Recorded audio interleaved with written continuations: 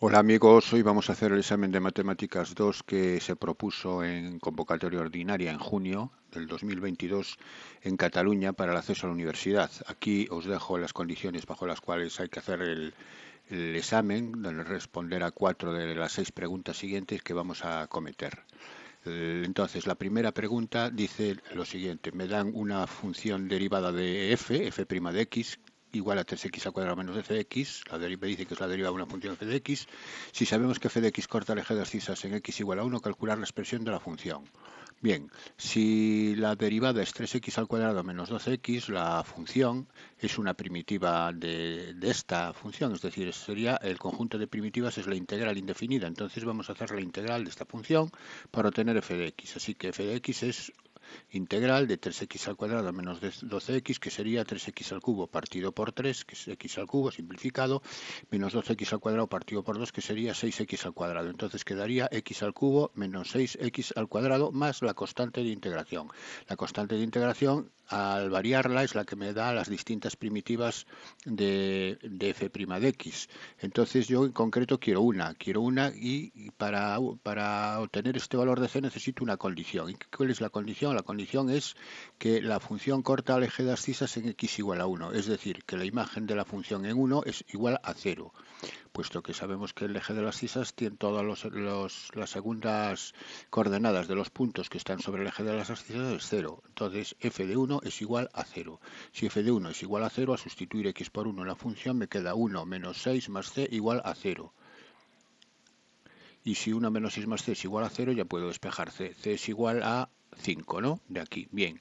Entonces, la función f de x, que es la que estoy buscando, en particular es x al cubo menos 6x al cuadrado más 5. La constante es 5. Bien. Entonces el apartado A queda resuelto. Vamos con el apartado B. Calcular la abscisa del punto de inflexión de f de x y estudiar la concavidad de la función. Bueno, tanto para calcular los puntos de inflexión como para estudiar la concavidad y la convexidad, esto se hace sobre la segunda derivada, en particular sobre el signo de la segunda derivada. Como la primera derivada era 3x al cuadrado menos 12x, la segunda es derivar la primera, sería 6x menos 12. Así que partimos de la segunda derivada, 6x menos 12. Vamos a ver dónde esta derivada se anula, y se anula en x igual a 2. El punto donde la derivada se anula es un punto crítico para la segunda derivada. Me va a dividir el dominio de f. Fijaros que f es un polinomio de grado 3, por lo tanto el dominio es todo r.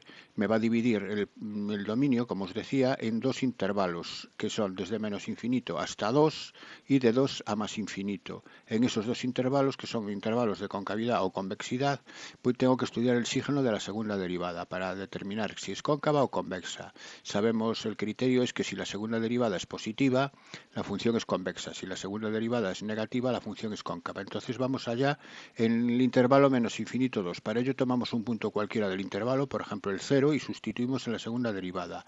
La segunda derivada en 0 me queda menos 12. Aquí 6x menos 12, al sustituir x por 0 es menos 12. Menos 12 es negativo, eso quiere decir que la segunda derivada es negativa en el intervalo menos infinito 2 y por la caracterización de la concavidad y convexidad sabemos que la función f es cóncava en dicho intervalo. Entonces ya tengo el primer intervalo que es cóncava. Y para el intervalo 2 más infinito tomamos el punto, por ejemplo, el 3, calculamos la imagen del 3 en la segunda derivada, observamos que es 18 menos 12, que me da 6, 6 pues positivo.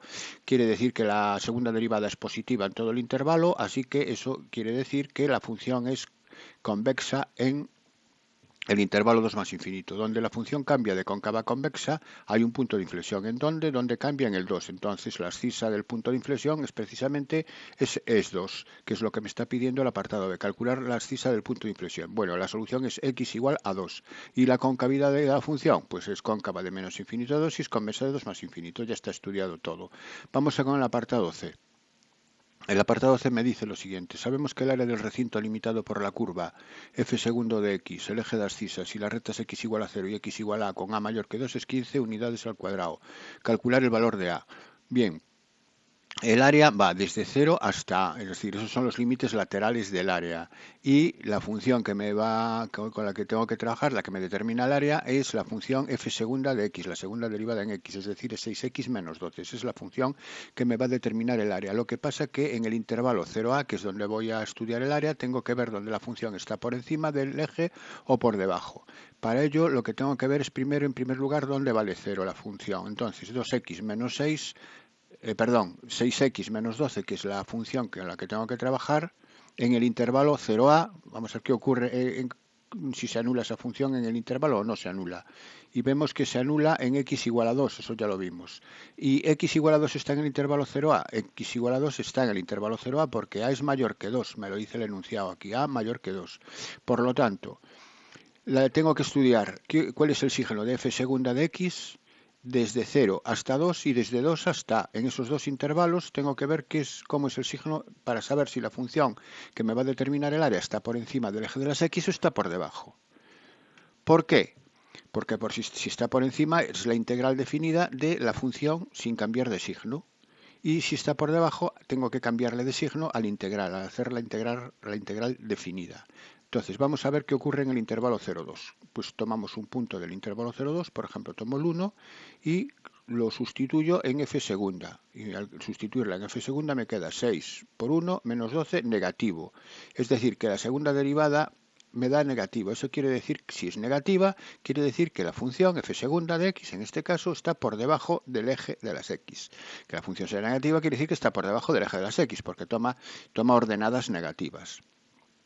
Y en 2a, pues puedo tomar, por ejemplo, me da igual, aquí aunque yo no sé cuánto vale a, que es lo que tengo que determinar al final, pues sé que es un valor mayor que 2, pero en todo el intervalo 2a, valga lo que valga a, va a ser o positiva o negativa, porque solamente se anula para el 2, no se anula para ningún valor en el intervalo 2a. Entonces sería f segunda de 3, puedo tomar el 3 y me da que un valor superior a 2, en cualquier valor que yo tome superior a 2, por muy pequeño que sea superior a 2, esto siempre va a ser 6x menos 12 va a ser positivo. Así que si la segunda derivada es positiva, quiere decir que está por encima del eje. Bueno, pues entonces ya sé cuál es el área. El área me dicen que es 15, pero ¿cómo la calcularía? Sería la integral desde 0 hasta 2 de f segunda de x, que es 6x menos 12, pero como está por debajo del eje hay que cambiarla de signo. Entonces es la integral desde 0 hasta 2 de 12 menos 6x. Cambiar de signo 6x menos 12, cambiar de signo sería menos 6x más 12, o 12 menos 6x, es lo mismo, ¿no?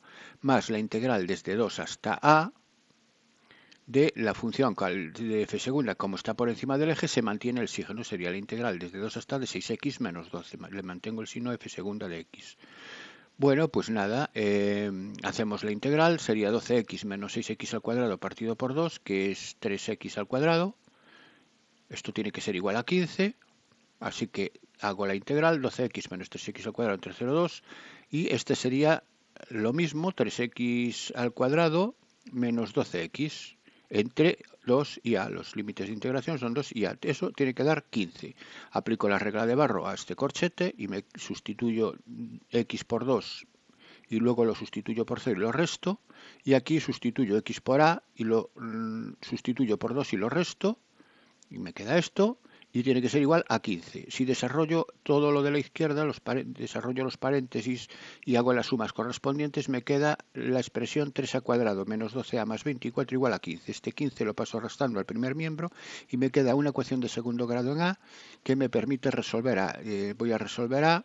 Bueno, esta ecuación de segundo grado puedo simplificarla, dividiendo todo por 3, me queda a cuadrado menos 4a más 3 igual a 0, y ya se ve directamente que las soluciones de esta ecuación de segundo grado son 3 y 1, a igual a 1 y a igual a 3, porque el producto 3 está en el término independiente, y la suma es 4, que es el término de grado 1 cambiado de signo, siempre y cuando el coeficiente de grado 2 sea 1, ¿no?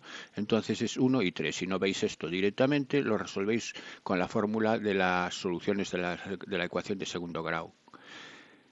Evidentemente la solución del problema es a igual a 3, porque me dicen que a es mayor que 2. Entonces el caso a igual a 1 lo tengo que descartar. A igual a 1 no me sirve, entonces solución del problema a igual a 3. Pues ya está resuelto. Vamos con el siguiente ejercicio. Me considero el sistema de ecuaciones lineales siguiente, que depende del parámetro real a. Bien, me da un sistema de ecuaciones lineales, discutirlo como siempre y resolverlo para el caso igual a 2. Bueno, pues vamos con la discusión. Para la discusión lo que vamos a hacer es utilizar el teorema de Roche-Frobenius, para lo cual necesito escribir el sistema en forma matricial. La forma matricial del sistema es a por x igual a b, donde es la matriz de los coeficientes de las incógnitas, en este caso dependiendo del parámetro a. X es la matriz columna de las incógnitas, X y Z, que son 3, y B es la matriz columna de los términos independientes, que son, aquí están, 2A1. Bien, pues para estudiar los rangos y de la matriz principal y la ampliada, que vamos a tener que compararlos para luego aplicar el teorema de Rouchet, el teorema de Rouchet-Frobenius, vamos en primer lugar lo que hacemos es a calcular el determinante de A. A es una matriz 3×3 y calculamos el determinante de A. Este determinante lo hacemos por la regla de Sarrus y ya sin detenerme a explicar cómo es la regla de Sarrus, porque lo tenemos que saber, esto me va a dar 4 que multiplica A cuadrado menos A menos 2. ¿Para qué valores de A se anula este determinante? Pues hay que resolver la ecuación A cuadrado menos A menos 2 igual a 0. Si yo igualo A cuadrado menos A menos 2 igual a 0, me queda que las soluciones son menos 1 y 2. Si no lo veis también por el producto de los términos, por el producto que me da el término independiente y la suma del término de grado 1 cambio de signo, si no veis eso, lo hacéis por la ecuación, la fórmula de la ecuación de las soluciones de una ecuación de segundo grado. Bueno, en todo caso, aquí estos son los valores que anulan el determinante, por lo tanto son los valores que me van a generar las casuísticas que tengo que estudiar. Entonces la casuística que tengo que estudiar es el primer caso, si A es distinto de menos 1 y A es distinto de 2, ¿qué ocurre? Bien, si es distinto de menos 1 y es distinto de 2, por esta razón el determinante es distinto de 0, porque el determinante es 0 solamente si es menos 1 o si es, menos, o si es 2. Así que si el determinante de A es distinto de 0, sabemos que el rango es 3. ¿Por qué? Porque hemos encontrado un menor de orden 3 no nulo dentro de la matriz A, que es la propia matriz A. Y eso es la definición del rango, es el mayor orden del mayor menor no nulo que podemos encontrar dentro de la matriz.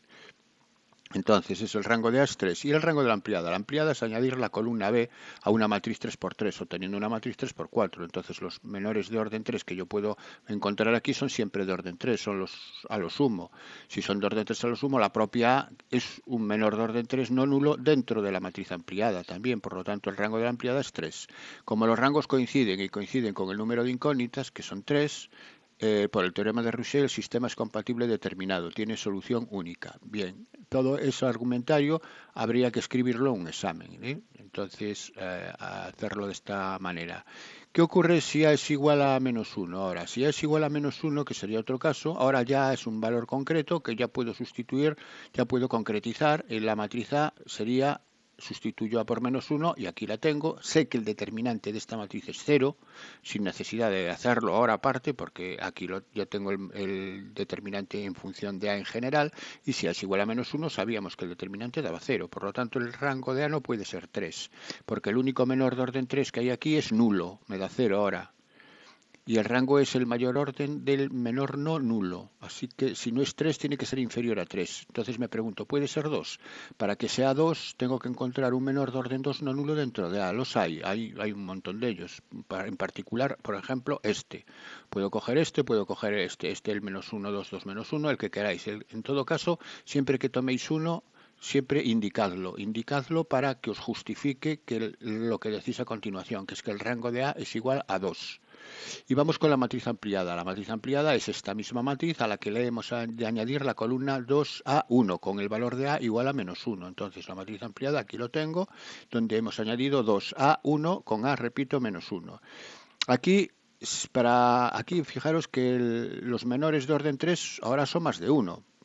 Ahora puedo encontrar aquí 4 menores de orden 3.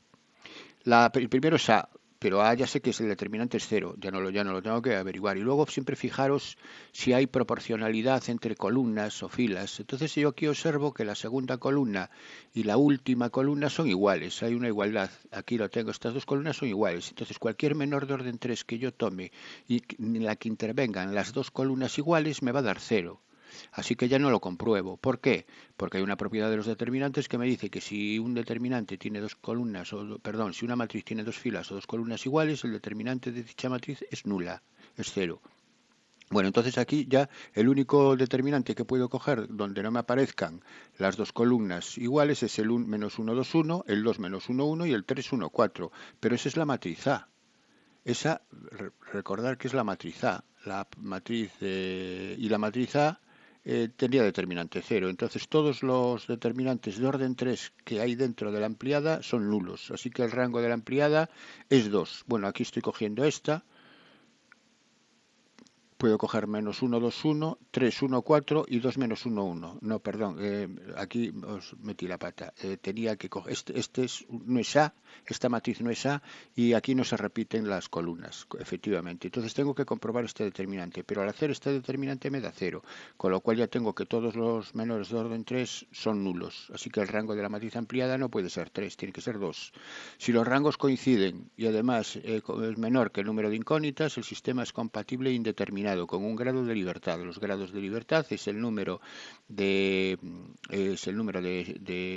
incógnitas, en este caso 3, menos el valor del rango, que es 2. 3 menos 2, 1, un grado de libertad. Bien, vamos con el caso A igual a 2. Si A es igual a 2, la matriz A se convierte en esta matriz.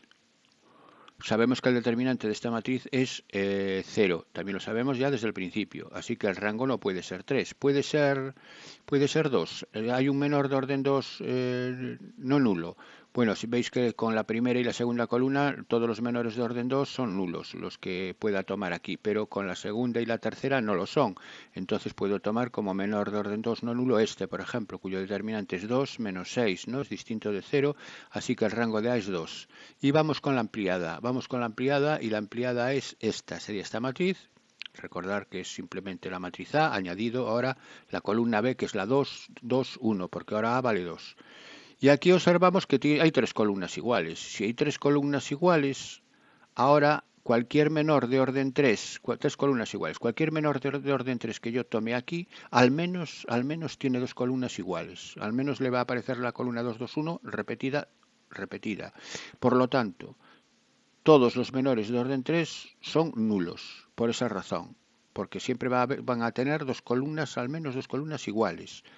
Así que el rango de la matriz ampliada no puede ser 3. ¿Es 2? Sí, porque el propio 2, 3, 2, 1 puede estar aquí dentro, es un menor de orden 2 dentro de la matriz ampliada. Entonces el rango de la ampliada es 2. Ocurre exactamente lo mismo que ocurría para el caso A igual a menos 1, que tienen el mismo rango y es menor que el número de incógnitas. Sistema compatible indeterminado con un grado de libertad. Bueno, pues entonces ahora ya está la discusión hecha. Vamos con el apartado B. El apartado B me piden resolverlo para el caso A igual a 2. Para el caso A igual a 2 tenemos que A es ahora es esta matriz. Aquí tengo el estudio para el caso A igual a 2, me daba compatible indeterminado. Aquí tengo la matriz A y resulta que es un sistema compatible indeterminado con un grado de libertad. Eso quiere decir que a la hora de resolverlo, que es lo que me pide el apartado B, tengo que darle libertad a una de las incógnitas. ¿A cuál de ellas? ¿A X, a Y o a Z? Bueno, pues siempre le voy a dar libertad a aquella incógnita que no interviene en el menor de orden 2 que he utilizado para justificar que el rango de la matriz es 2. ¿Qué incógnita no interviene aquí en el rango, en la matriz que he marcado? Por eso yo marco siempre marco los menores que estoy utilizando. Y aquí la incógnita que no interviene es la X. Fijaros que esta columna queda fuera del menor, por lo tanto es la columna correspondiente a las X. Así que es X a la que le voy a dar libertad. Por eso llamo a la X, le llamo T. Esto, darle libertad es darle un valor cualquiera, donde T representa ahora un número real cualquiera. ¿Y cuáles son las dos ecuaciones con las que las ecuaciones con las que tengo que trabajar? Las ecuaciones son aquellas que que me determinan precisamente el menor. Fijaros que este menor se corresponde son los coeficientes de la y de la z, para el caso 2i más 3z en la primera ecuación y 2i más z en la segunda ecuación. Entonces sería 2i más 3z por un lado y 2i más z por el otro. Y ahora, ¿cuál es el término independiente? El término independiente son los términos independientes de las dos primeras ecuaciones, que son, pues a la derecha quedarían los términos independientes de la primera y la segunda ecuación, que serían 2 y 2. Entonces aquí sería 2 y 2 y luego la x, que es 2x aquí, 2x aquí, pasarían restando a la derecha, sería menos 2x, menos 2x. Sería 2 menos 2x y 2 menos 2x. Lo que pasa que la x vale t, entonces sería 2 menos 2t, 2 menos 2t. Eso es lo que me queda a la derecha. Entonces tengo que resolver este sistema con incógnitas y z. ¿Cómo lo resuelvo? Pues aquí lo puedo resolver por los métodos tradicionales. Sustitución, reducción, igualación o por Cramer, porque esto es un sistema de Cramer equivalente al dado, ¿no? ¿Cómo lo resuelvo? Lo voy a resolver por reducción. En este caso, restando. Si yo resto 2i menos 2i, se anulan. 3z menos z es 2z y 2 menos 2t menos 2 menos 2t es 0. Por lo tanto, queda que 2z igual a 0 al restar. Si 2z es igual a 0, tengo z igual a 0. Yo tengo una solución para la incógnita z y la i la despejo de cualquiera de las dos incógnitas. Perdón, de las dos ecuaciones. Si z vale 0, 2i es 2 menos 2t y es 2 menos 2t entre 2i. 2 menos 2t entre 2 es 1 menos t. Así que I sería 1 menos t. ¿Solución de mi sistema compatible indeterminado? Pues aquí la tengo, la solución x igual a t. Le damos un valor a t, y será 1 menos t, y z es igual a 0, con t es el parámetro que recorre la recta real.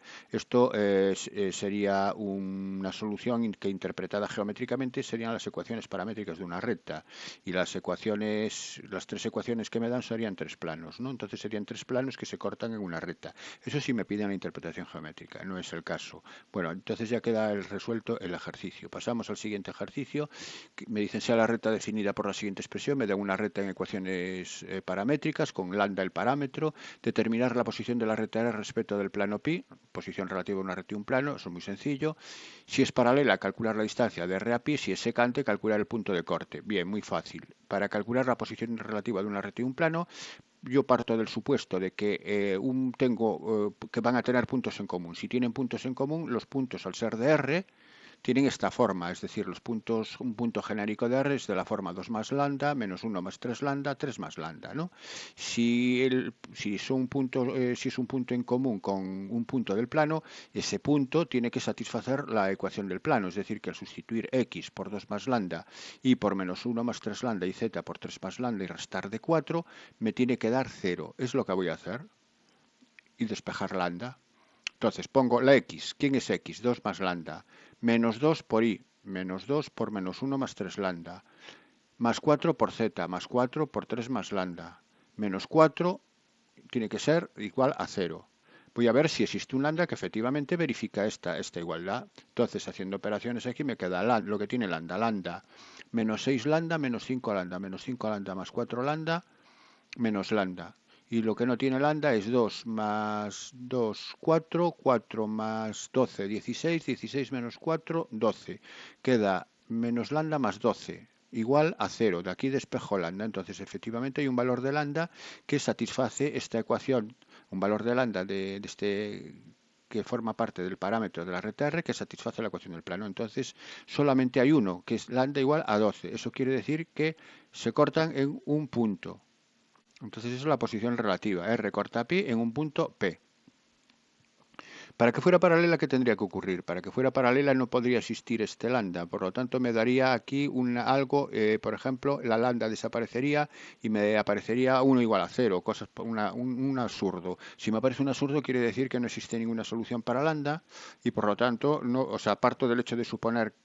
Estoy partiendo de una suposición errónea. ¿Qué suposición estoy haciendo aquí? Aquí estoy suponiendo que un punto de R está en el plano. Si me da 1 igual a 0, quiere decir que el supuesto inicial de partida es falso.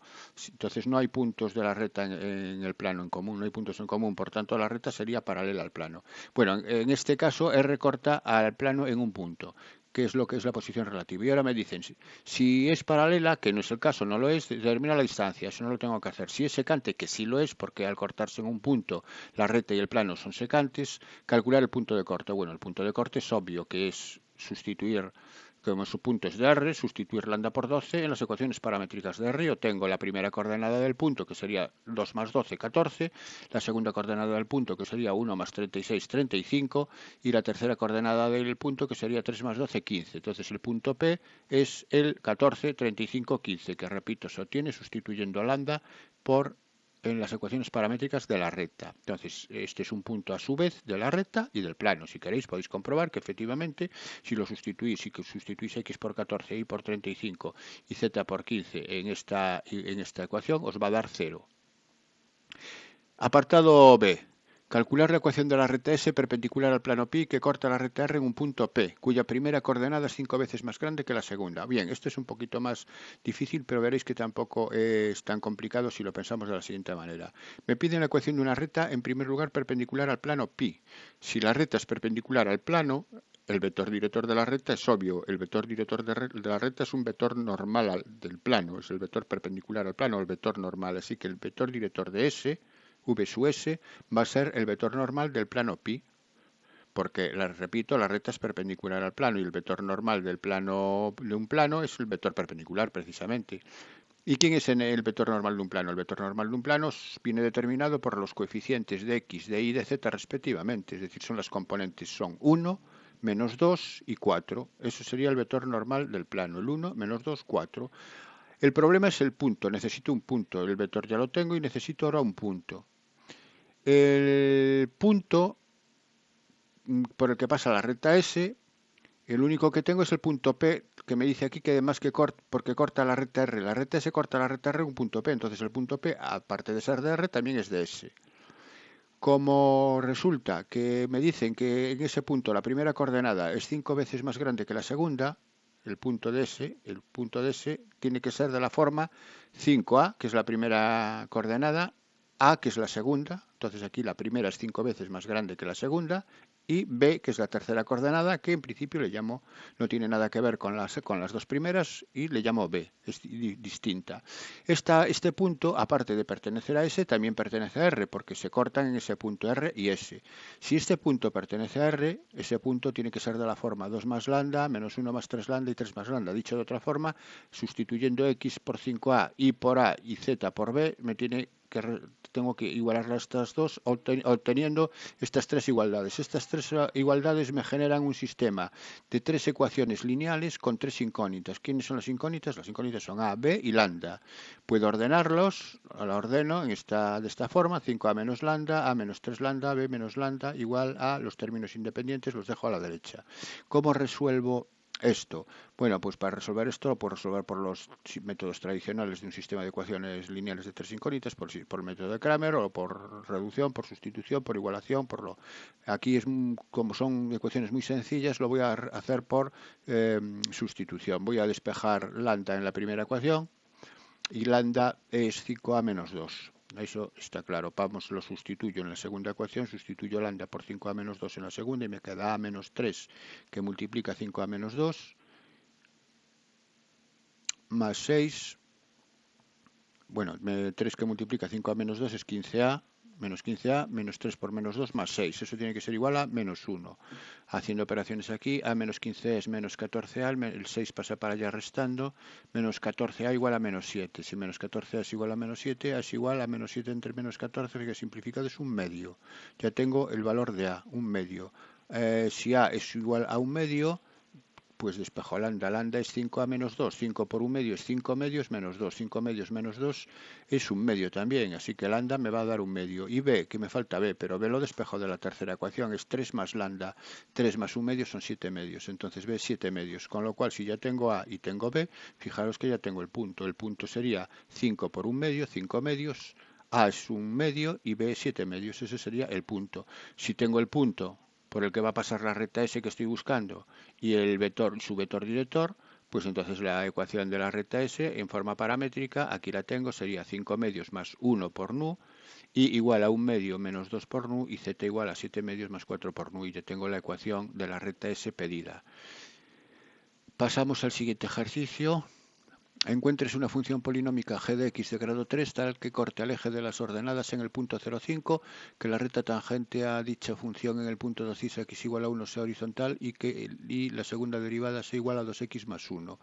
Bien, pues una función polinómica de grado 3, g de x es de la forma genérica ax al cubo más bx al cuadrado más cx más d. ¿Y qué condiciones me dice que cumple? Pues la primera condición es que corta el eje de las ordenadas en el punto 0,5. Dicho de otra manera, pasa por el punto 0,5. Es decir, que g de 0 tiene que ser igual a 5. Esa es la primera condición. La segunda condición es que la derivada en 1 es 0. ¿Por qué? ¿Por qué la derivada en 1 es 0? Porque sabemos que la derivada en un punto es la pendiente de la recta tangente a la función g en ese punto. Como me dice que la recta tangente a la función en el punto x igual a 1 es horizontal, la derivada en el punto 1 tiene que ser la pendiente de esa recta horizontal, pero la pendiente de una recta horizontal es 0, porque una recta horizontal tiene pendiente nula, así que g' de 1 es igual a 0. Y la otra ecuación, la otra condición es que la segunda derivada sea 2x más 1. Bien, de la primera condición, de que g de 0 sea igual a 5, sustituimos x por 0 en la función y me queda 0 más d, que sería d, tiene que ser igual a 5. Entonces ya tengo que d es igual a 5. Si g de 0 es 5, d es 5. Bien, la siguiente condición es que la derivada de g es 3x al cuadrado más 2bx más c. Pero ahora bien, tenemos lo siguiente, que la segunda derivada es 2x más 1. Si la segunda derivada es 2x más 1, la primera derivada es la integral, una primitiva, mejor dicho, de la función g segunda de 2x más 1. ¿Y cuál es una primitiva de 2x más 1? Pues es x al cuadrado más x. Así que g' de x es x al cuadrado más x, más una constante de integración. ¿Cómo calculo la constante? La constante la calculo bajo la condición g' de 1 igual a 0. Si g' de 1 es igual a 0, al sustituir x por 1 aquí me tiene que dar 0. Es decir, que 1 más 1 más k me tiene que dar 0. 1 más 1 más k es 2 más k, y 2 más k igual a 0, k tiene que ser igual a menos 2.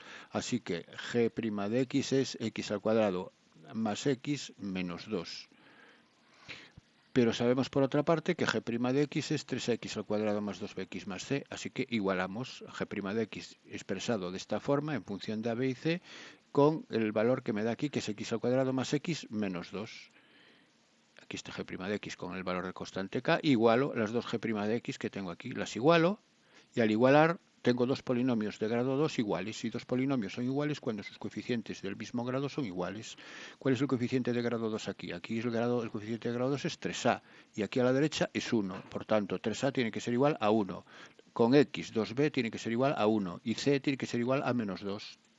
Si 3a es igual a 1, a es un tercio, si 2b es igual a 1, b es un medio y c es igual a menos 2, con lo cual ya tengo entonces la función g de x, que es lo que me pide el primer apartado, que va a ser un tercio de x al cubo más un medio de x al cuadrado menos 2x más d, y d era 5, más 5. Esta es la función g de x. Pasamos al apartado b. Compruebe que la función, me da un polinomio de grado 3, tiene una raíz en x igual a 2 y es estrictamente creciente en el intervalo 0,4. Y utilice esta información para calcular el área determinada por la función, el eje de abscisas y la recta x igual a 0 y x igual a 4. Para demostrar o para comprobar que la función tiene una raíz en x igual a 2, lo único que tenemos que comprobar es que la imagen del 2 es 0. Entonces es sustituir x por 2 aquí y comprobar que me da 0. ¿Y f de 2 quién es? Pues f de 2 es menos 2 al cubo, que es menos 8. 2 al cuadrado es 4 por 6, 24. Menos 8 más 24 es 16, y 16 menos 16 es 0, ya queda comprobado, es decir, eso lo escribimos así, f de 2 igual a menos 8 más 24 menos 16 queda 0, en consecuencia x igual a 2 es igual a una raíz de f. Y luego me dice que sea estrictamente creciente en el intervalo 0,4. Para estudiar el crecimiento y el decrecimiento de una función, pues lo que hacemos es estudiar el signo de la derivada, previo cálculo de dónde se anula dicha derivada. Así que vamos a hacer la derivada, y la derivada es menos 3x al cuadrado más 12x. Vamos a ver dónde se anula. Esto igualamos a 0 la derivada, sacamos factor común a menos 3x, que multiplica x menos 4. Es evidente que se anulan en x igual a 0 y en x igual a 4. Así que estos dos puntos críticos me dividen el dominio, que es todo r por tratarse de un polinomio, en los siguientes intervalos. Desde menos infinito hasta 0, sería un intervalo de crecimiento. Desde 0 hasta 4, que es lo que a mí me va a interesar, y desde 4 a más infinito. Entonces lo único que me interesa a mí es qué ocurre en el intervalo 0,4. Entonces voy a ver qué pasa en 0,4. En el intervalo 0,4 voy a estudiar el signo de la derivada para ver dónde la función crece o dónde decrece. Tomo un punto cualquiera del intervalo 0,4, en particular tomo el 1 y calculo que f' de 1. Y f' de 1 es menos 3 más 12. Menos 3 más 12 es positivo. Si menos 3 más 12 es positivo, quiere decir que la derivada es positiva en el intervalo 0,4. Si es positiva, la función es creciente en el intervalo 0,4. Bueno, entonces ya tengo comprobada que es una raíz, x igual a 2 es una raíz, y la función es creciente en el intervalo 0,4. Fijaros que la situación entonces va a ser la siguiente. Si el 0,4 es este intervalo, aquí va desde 0 hasta 4, el 2 está justo en mitad, la función es creciente y corta corta el eje en el 2. Por lo tanto, si la función aquí yo la he dibujado convexa, ¿no? Yo no sé si es convexa o cóncava, aquí la he dibujado convexa, pero si fuera cóncava, también este tramo estaría por debajo del eje, a la izquierda del 2 estaría por debajo del eje, y por la derecha del eje estaría por encima. Eso es lo que me va a interesar luego para para calcular el área. Por eso me dice que utilice esta información para calcular el área. La información que me está dando es por dónde está la función, si está por debajo o por encima. Así que el área, ahora para hallar el área, aquí tengo la situación, va a ser la integral desde 0 hasta 2 de la función que está por debajo, por lo tanto a la función le tengo que cambiar de signo porque está por debajo. Sería integral desde 0 a 2 de x al cubo menos 6x al cuadrado más 16. Estoy cambiando de signo a la función f de x. A partir entre 2 y 4, como la función está por encima del eje, se mantiene el signo que tiene en origen la función. Sería más la integral desde 2 hasta 4 de la función sin cambiar de signo. Bueno, y ahora como sabéis, se hace la primitiva esta sin la constante de integración. Cuando hacemos la integral definida, poner la constante no es necesario.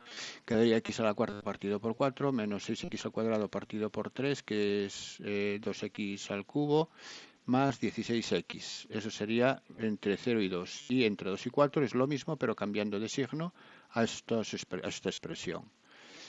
Bueno, aquí me quedó cortado entre 0 y 2. Son los extremos de integración. Aplicamos la regla de Barrow, sustituimos por 2 y me queda, al sustituir por 2 me queda esto, al sustituir por 0, aquí es 0 porque todo tiene x, más, sustituyo por 4 todo lo que está dentro del corchete, menos, y lo sustituyo por 2 y me queda esto. Tener cuidado con los signos. Bueno, y haciendo operaciones aquí, esto se anula, este paréntesis de aquí es 0, y aquí me queda 20, y aquí me queda menos 20, que es más 20, 20 más 20, 40. Fijaros que si yo no le cambio de signo, si yo no cambiase de signo aquí en esta integral, aquí me daría menos 20, me daría área negativa porque está por debajo del eje, entonces me daría menos 20 y más 20, 0, me daría la integral definida directamente desde 0 hasta 4 de la función, me daría 0, porque el área negativa que hay por aquí se compensaría con esta positiva y me daría 0, lo cual sería una falsedad. El área que determina no puede ser 0, es este trozo de aquí debajo más este trozo desde 2 hasta 4, ¿no? Bien. Pasamos al siguiente ejercicio, que es me dice sea la matriz X, que depende de los parámetros A, B y C, calcular las matrices X, tal que X al cuadrado es igual a esta matriz que tengo aquí. Bueno, pues lo que vamos a hacer es X al cuadrado. X al cuadrado es X por X, así que cojo la matriz X y la multiplico por sí misma. Y hacer este producto, ya sin detenerme mucho a explicar cómo se hace el producto, sabéis que es filas de la primera columna por filas de la primera matriz por columnas de la segunda, me da esta matriz. Por ejemplo, voy a explicaros la primera fila, cómo la obtengo. La primera fila sería, primera fila por la primera columna, sería A por A, más 1 por 0, más 0 por 0. A por A es A cuadrado, más 0 por 0 es 0, queda A cuadrado. Luego, este A más B de dónde sale, primera fila, segunda columna, sería A por 1 más 1 por B, que es más 0 por 0, que sería A más B. Y por último, A por 0 más 1 por 1 más 0 por C, que sería 1. Y así, y ahora hacemos lo mismo, pero con la segunda fila de la primera matriz y recorriendo las tres columnas. Y por último, la tercera fila de la primera matriz con las tres columnas también de la segunda. Bien, este sería X por X. Y esto tiene que ser igual a 1, 0, 1, 0, 1, 0, 0, 0, 1. Pues lo igualamos a esa matriz. Y ahora tengo dos matrices iguales. Dos matrices son iguales cuando los elementos, cuando tienen el mismo orden, evidentemente, las dos son 3 por 3, y los elementos que ocupan la misma posición son iguales. Entonces, ¿qué elementos tengo aquí en la posición 1, 1? La A cuadrado. Y aquí el 1, por tanto, A cuadrado tiene que ser igual a 1. De la misma manera, A más B tiene que ser igual a 0. 1 igual a 1, ya no lo pongo nada porque esto no me aporta, este 1 igual a 1 no me está aportando ninguna información. 0 igual a 0 tampoco, b cuadrado igual a 1, este sí, b cuadrado igual a 1, b más c tiene que ser igual a 0, aquí lo tengo, y por último c cuadrado igual a 1. Si a cuadrado es igual a 1, ya sé que a o es más 1 o menos 1, así que tengo dos posibilidades para a. Si a es igual a 1, pues ¿qué le pasa a b? B es menos a, aquí lo tengo en la segunda ecuación, por lo tanto si a es igual a 1, b es menos 1. Si b es menos 1, b cuadrado se van cumpliendo las ecuaciones, es decir, b cuadrado es 1, sí, si b es menos 1, b cuadrado igual a 1 funciona. Y si b es menos 1, ¿cuánto vale c? Si b es menos 1, c es igual a 1. Y si c es igual a 1, c cuadrado es igual a 1, sí, funciona. Por lo tanto, esto es una posible solución. Y la otra solución es para a igual a menos 1. Si a es igual a menos 1, b ahora es 1. Esta funciona porque b cuadrado es 1. Si B es 1, C ahora es menos 1 y menos 1 al cuadrado es 1. También funciona. Entonces hay dos soluciones. Las matrices X que me están pidiendo en el apartado A son estas dos. Son esta, cuando A vale 1, B vale menos 1 y C vale 1. Y aquí cuando A vale menos 1, B vale 1 y C vale menos 1. Esas son las dos soluciones del apartado A. Ahí vamos con el apartado B. Determinar para qué valores de A, B y C la matriz inversa de X es esta. Bien, pues si la matriz inversa de X es esta, quiere decir que al multiplicar X por esta matriz me tiene que dar la matriz identidad, por definición de matriz inversa. Entonces yo voy a coger y acojo la matriz X, la multiplico por su inversa y me tiene que dar la identidad. Así que cojo X con A, B y C, la multiplico por esta supuesta matriz inversa y me tiene que dar esto. Y voy a partir de esta igualdad voy a hallar A, B y C. Bueno, entonces lo que tengo que hacer es el producto del primer miembro. Y hacer el producto del primer miembro me queda esta matriz que aparece aquí a la izquierda. Fijaros, comprobadlo, al hacer el producto da esto. Es igual a la matriz identidad. Por lo tanto, dos matrices iguales son iguales cuando, lo que dije antes, cuando las componentes en la misma posición son iguales. Así que, ¿qué tengo aquí? Tengo que A partido por 2 es igual a 1. Si A partido por 2 es igual a 1, A es igual a 2. Y si A es igual a 2 funciona las identidades de la primera fila. 2 entre 2, 1, 1 menos 1, 0. 0 igual a 0, correcto. Y 1 menos 1, 0. 0 igual a 0. Entonces la primera fila funciona. B a quién es igual ahora. B es igual a 1. Si B es igual a 1, B menos 1 es igual a 0. Sí, correcto, funciona también. Y por último es menos C igual a 1. Si menos C es igual a 1, C tiene que ser igual a menos 1. Entonces las soluciones de A, B y C son A igual a 2, B igual a 1 y C igual a menos 1. Bastante sencillo, partiendo de la definición de función de matriz inversa. Y vamos con el último ejercicio de este examen, que me dice: en el patio de una escuela se quiere crear un área de juego de 30 metros cuadrados para los más pequeños en forma de trapecio rectangular, de manera que la base más grande mida el doble que la base más pequeña, tal como muestra la figura. Bueno, aunque aquí no es real, este 2x no es el doble de esta base no es el doble de esta. Bueno, imaginar que lo sea, tiene que ser.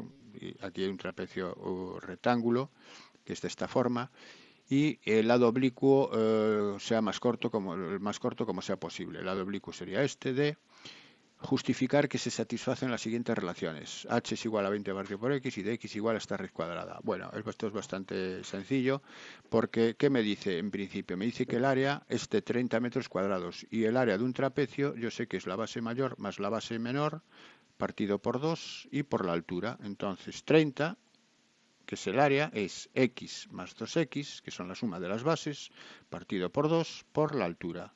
Esta es una fórmula que hay que saberse, o si queréis podéis hacer el área del rectángulo más el área de un triángulo rectángulo, es decir, descomponer esta figura en dos figuras, un rectángulo y un triángulo. Sumáis esas dos áreas y lo igualáis a 30. Y X más 2X es 3X, 3X entre 2 partido por H. El 2 paso multiplicando al 30 y queda 60 igual a 3xh. Y h, que es lo que tengo que despejar, aquí lo tengo que despejar h. H es 60 entre 3x, pero 60 entre 3 es 20. Entonces h es 20 partido por x, con lo cual queda justificada la primera igualdad. Vamos con la diagonal, con el lado, con d de x, que sería esto. Para calcular d, lo que voy a hacer es observar lo siguiente. Observar que aquí tengo un triángulo rectángulo. Un triángulo rectángulo que tiene catetos h, la altura es h, y el otro cateto es la diferencia entre 2x y x, es x. Es decir, este cateto pequeño valdría x. Así que por el teorema de Pitágoras tengo que d, que es la hipotenusa de este triángulo rectángulo, es la raíz cuadrada de la suma de los cuadrados de los catetos. Es decir, que d es la raíz cuadrada de el cuadrado de x, que es este cateto, más el cuadrado de h, más h al cuadrado. Bueno, pues como h es 20 partido por x, sustituyo aquí h por 20 partido por x y me queda x al cuadrado más 20 partido por x al cuadrado. 20 al cuadrado es 400 y x al cuadrado es x al cuadrado. Me queda x al cuadrado más 400 partido x al cuadrado. Fijaros que es lo que me dicen que trate de justificar. Pues ya lo he resuelto. Teorema de Pitágoras aplicado a este triángulo amarillo que aparece aquí. Bien, pues vamos con el apartado B. Encontrar las dimensiones del trapecio para los cuales la longitud D es mínima. La longitud viene dado por esta expresión. la longitud del lado D. Para hallar un mínimo es hallar el extremo relativo, y hallar un extremo relativo es la derivada igualar a cero, donde se anula la derivada, igualar a cero la derivada. Así que lo que tengo que hacer es derivar la función d de x. La derivada de d de x es d' de x, es la derivada de una raíz, que es 1 partido por 2 raíz cuadrada de lo que tengo dentro, por la derivada de lo que tengo dentro. Y lo que tengo dentro es 2x, la derivada es 2x, y la derivada de 400 partido por x al cuadrado es menos 800 partido por x al cubo. Esto lo tenéis que hacer, eso lo tenéis que saber hacer perfectamente. Esto es igual a 0, pues esto es igual a 0 cuando el numerador es igual a 0, y el numerador es este es igual a 0, hago aquí operaciones y queda 2x a la cuarta menos 800 igual a 0. De ahí despejo x a la cuarta, que es 800 entre 2, que es 400, x a la cuarta igual a 400, 400, x es la raíz cuadrada de la raíz cuarta, perdón, x es la raíz cuarta de 400, y la raíz cuarta de 400, como 400 es 20 al cuadrado, esto es la raíz cuadrada de 20. Se puede simplificar x, si lo queréis hacer con decimales, pues no sé, hacerlo con decimales, aunque queda mucho mejor expresado de esta manera, ¿no? X es la raíz de 20. Pues entonces, además, aquí, como es una raíz de índice par, puede ser más menos. Pero menos la tengo que descartar como solución, porque x es una distancia, no me sirve, así que es la raíz positiva. Ya no compruebo que es un mínimo, es la única solución, por lo tanto va a ser la solución del problema, ¿eh? Entonces, ¿cuáles son las dimensiones del trapecio? Bueno, pues las dimensiones son base menor, raíz de 20, base mayor, 2 por raíz de 20, y altura 20 partido por x, como x es raíz de 20, la altura es 20 partido raíz de 20, 20 partido raíz de 20, racionalizado raíz de 20, eso sería la altura. Pues ya tengo las dimensiones de las dos bases y la altura. Bueno, pues aquí hemos acabado el ejercicio número 6 y último de propuesto. Espero haberos ayudado. Perdonar los errores que se hayan podido deslizar y os espero en el próximo vídeo. Hasta pronto.